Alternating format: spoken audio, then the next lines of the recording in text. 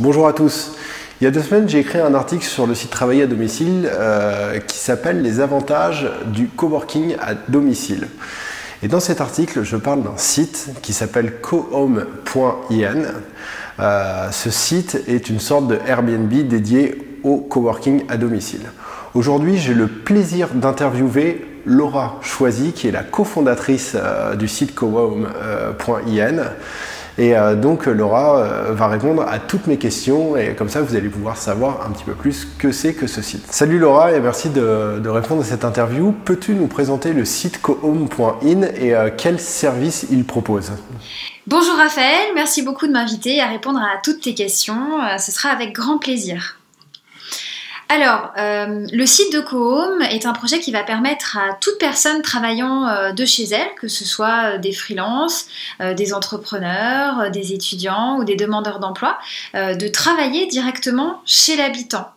Alors, ce travail, c'est comme quand on était enfant ou étudiant. Finalement, on allait travailler les uns chez les autres pour être en bonne compagnie. Et finalement, à la journée, pourquoi pas échanger quelques gâteaux, discuter et finir la journée en bonne compagnie et surtout dans la bonne humeur. Cohome, c'est ça. C'est simplement retrouver cette joie du travail ensemble qu'on avait quand on était petit et qu'on peut retrouver quand on est à nouveau adulte.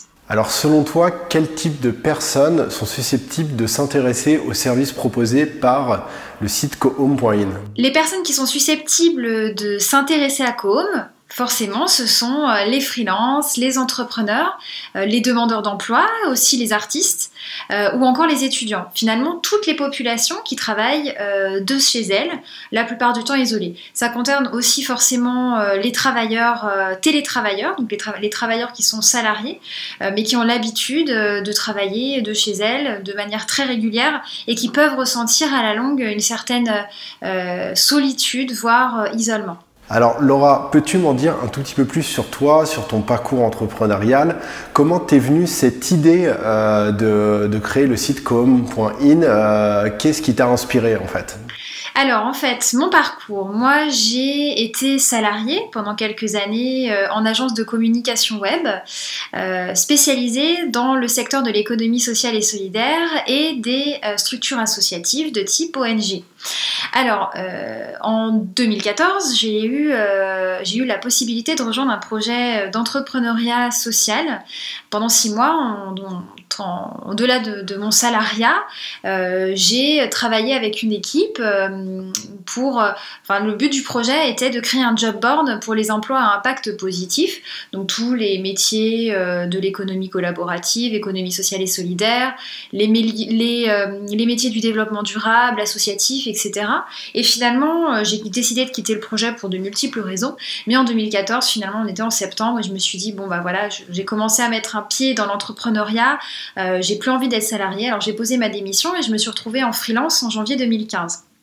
Et finalement, en janvier 2015, seule dans mon salon, ça a été un peu compliqué toute la journée, plusieurs jours d'affilée très souvent, puisque le temps aussi de démarrer une activité, on n'a pas forcément de contact avec des clients. Il faut que les choses se mettent en place, que le réseau se mette en place, et j'étais très seule chez moi. Et c'est comme ça qu'est venue l'idée de Cohome.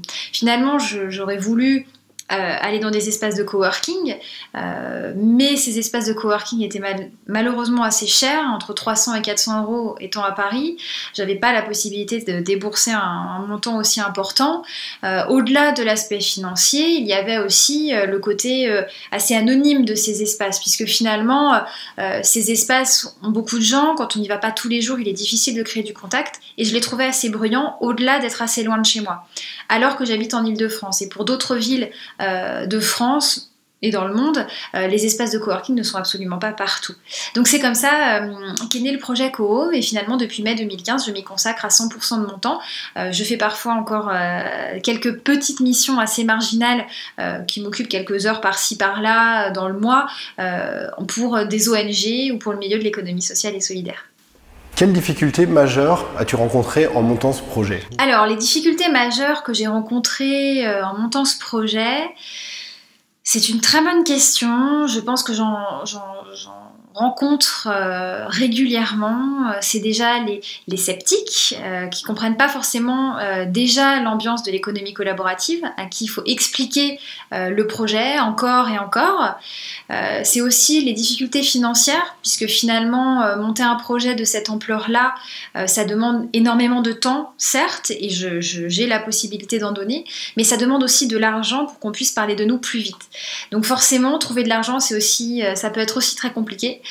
Donc ça, c'est une difficulté que je peux rencontrer au quotidien également. Peux-tu me dire en quoi cohome.in est un site qui est différent de ses principaux concurrents? Par exemple, en quoi cohome.in a un service différent de son principal concurrent OfficeRider.com? En quoi Cohome se démarque de ses concurrents et notamment OfficeRider? C'est très simple. Nous, on est sur l'idée de la collaboration. On veut vraiment répondre à un besoin social qui est évident, qui est l'isolement de toutes ces populations de travailleurs isolés. Aujourd'hui, dans l'économie collaborative, on parle énormément de la rémunération qu'on peut retirer, par exemple comme Airbnb, de la location de son lieu de vie. Nous, on n'est pas là-dedans, on n'est pas dans la richesse immédiate monétaire qui peut cacher énormément de choses. Aujourd'hui, nous, on est dans la richesse immédiate de rencontrer d'autres personnes qui vont nous aider à développer notre business, comme on dit. Donc finalement, certes, il n'y a pas la notion de rémunération, il y a la notion d'indemnisation puisque les autres demandent le montant qu'ils souhaitent pour que quelqu'un vienne travailler chez lui. Aujourd'hui, ce qu'on constate, c'est qu'une journée coûte en moyenne 5 €.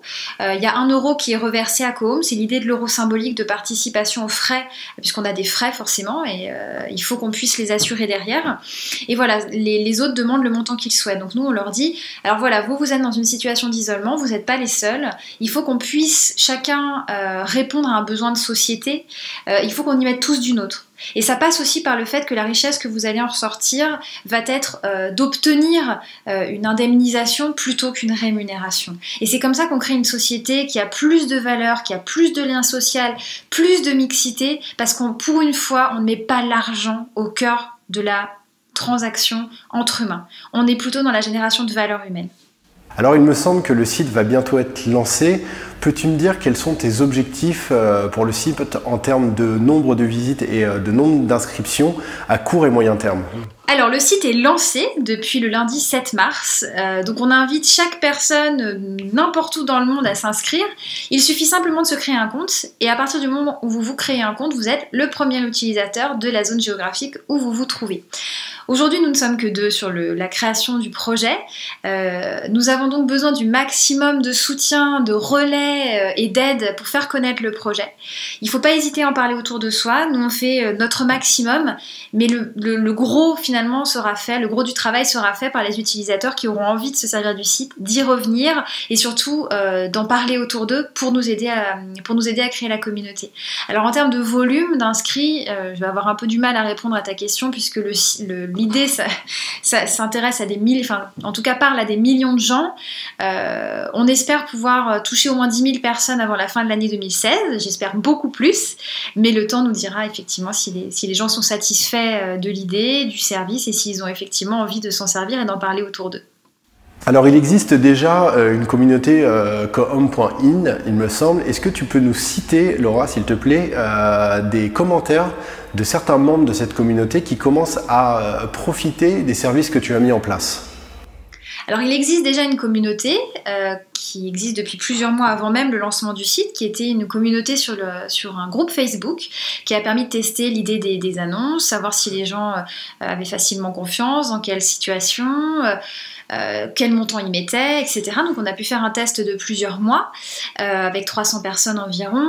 Finalement aujourd'hui, les témoignages, j'en ai un en tête, ça s'est passé il y a à peu près un mois, c'était chez moi, donc ici, là, ce que vous voyez derrière. Il y avait 4 personnes qui travaillaient chez moi, une entrepreneure d'à peu près 45 ans, qui venait d'Argentine, qui était expatriée française depuis une quinzaine d'années, qui avait monté tout un projet orthophoniste en Argentine autour de l'autisme. Il y avait un freelance photographe depuis à peu près une quinzaine d'années, qui avait eu une reconversion professionnelle professionnel, avant il était ingénieur. Une jeune web marketeuse freelance depuis 2 mois et une jeune diplômée. Cette jeune diplômée, elle venait travailler chez moi pour envoyer tous ses CV. C'était la première fois qu'elle testait Co-Home. Et quand on fait du co-homing, au même titre que quand on était enfant, on travaillait avec ses petits camarades et on discutait de temps à autre. C'est exactement ce qui s'est passé. On a fait 1 ou 2 pauses dans la journée. Les conversations ont pu avoir lieu entre les co-homers à d'autres moments de la journée et on a déjeuné ensemble. Et finalement, la jeune diplômée, en parlant autour d'elle, autour des nous 4 présents de sa situation professionnelle, elle nous a indiqué chercher un travail dans une start-up culinaire. Et finalement, avant la fin de la journée, 2 des co-homers présents lui ont donné des contacts dans des startups culinaires. Avant la fin de la journée, elle avait décroché 2 entretiens d'embauche. Et il y a 2 semaines, elle m'a écrit un petit message sur Facebook très gentil en me disant « écoute, tu devineras pas quoi, mais j'ai enfin un travail et je travaille dans une startup culinaire. » Et tout ça, c'est en partie grâce à Co-Home et grâce surtout au réseau que j'ai pu me faire à l'occasion du co-homing.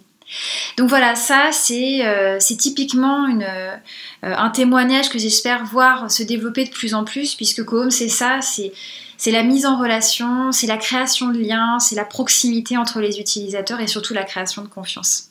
Enfin Laura, qu'est-ce que tu pourrais dire aux lecteurs de travailleraddomicile.fr qui, comme toi, ont une idée de business, mais par contre, contrairement à toi, qui ont encore un petit peu de mal à se lancer? Qu'est-ce que tu pourrais leur conseiller? Alors aux lecteurs qui ont une idée de business, qui ont envie de se lancer, je leur dirais plusieurs choses. D'abord, vous ne saurez jamais si ça fonctionnera tant que vous n'aurez pas essayé. La recette du succès d'une start-up n'existe pas.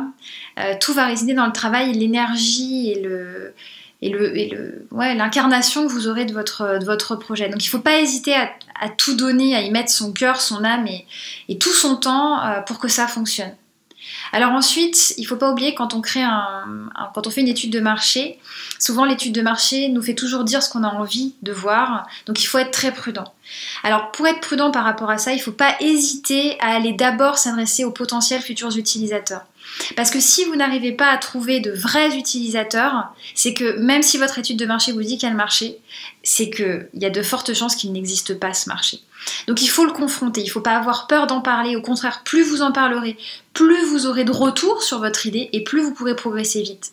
Donc il faut tester votre idée et aussi savoir s'entourer.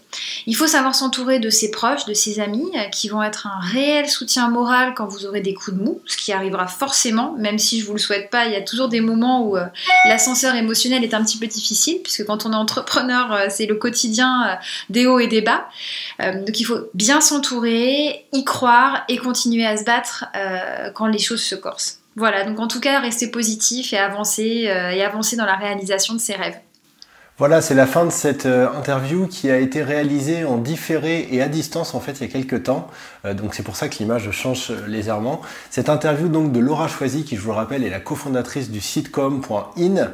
Et d'ailleurs, si vous voulez vous inscrire sur ce site co-home.in, je vous invite tout simplement à cliquer sur le lien qui est en train d'apparaître juste en dessous. Vous allez arriver sur le site et vous pourrez vous inscrire et donc faire du coworking à domicile. Je trouve que le concept est totalement génial. Je vous rappelle également que un article est disponible sur Travailler à domicile en liaison en fait avec cette interview et que vous pouvez y accéder en cliquant sur le lien qui apparaît. Un dernier lien qui va apparaître, c'est pour vous abonner à notre chaîne YouTube si vous voulez voir plein d'interviews d'entrepreneurs qui sont en train de monter leur start-up et vous inspirer en fait de leurs idées, de leur parcours, de leur manière de faire. Je mets aussi souvent des tutoriels qui peuvent vous servir si vous avez besoin de vous faire un site internet, de bien communiquer ou encore de faire un petit peu de comptabilité. Je vous dis à très bientôt.